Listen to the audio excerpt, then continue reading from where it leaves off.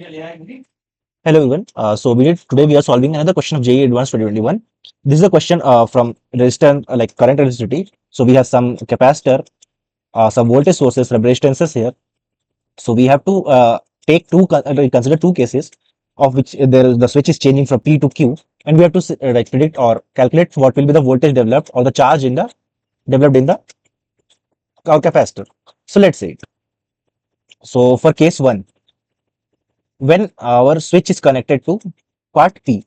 Okay, so let's make the circuit first.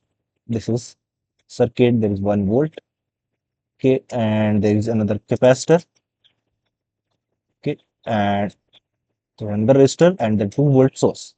Okay, so we now have to calculate what will be the charge in microcoulomb formed near the capacitor here. So 1 ohm and 2 ohm is there, 1 volts and 2 volt. See, there are so many approaches to try here, but the very simple approach which I think that we should use the parallel combination of cells here. You can see that these two cells are in combination, and considering their 1 ohm and 2 ohm as internal resistance, we can combine them and make single cell. So how we write like equivalent equation of a parallel cell, that is E1 by R1 plus E2 by R2 by 1 by R1 plus 1 by R2 is equal to, so this is the E equivalent formula.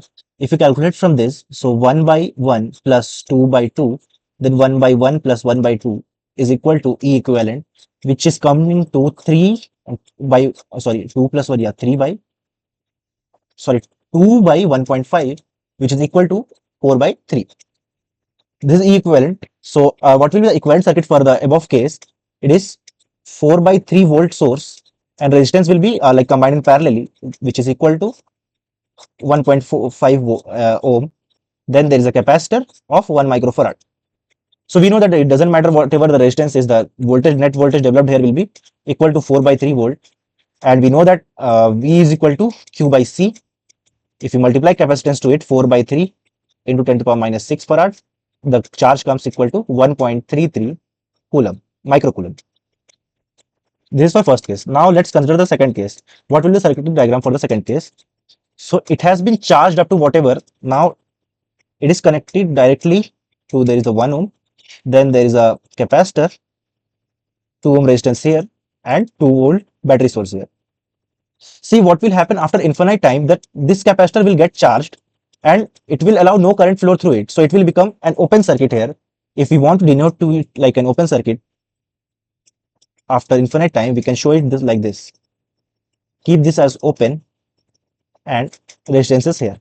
So now this is 2 volt source and there is 2 ohm and 1 ohm. So what will the current flowing through it even after infinite time? That is 2 by 3 ampere. Okay. And what will be the potential drop here? Whatever is the potential here is the potential stored in the capacitor. So we can calculate it using, like, if suppose there is a 0 volt, 2 volt is here, then some drop will be here, that will be equal to IR.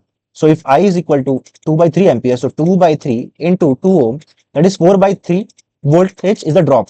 So if we calculate the net voltage around this 0 and this point, so it will be equal to 2 minus 4 by 3, that is equal to 6, or 2 by 3, equal to 0.67 volts. So this is the voltage developed across the capacitor.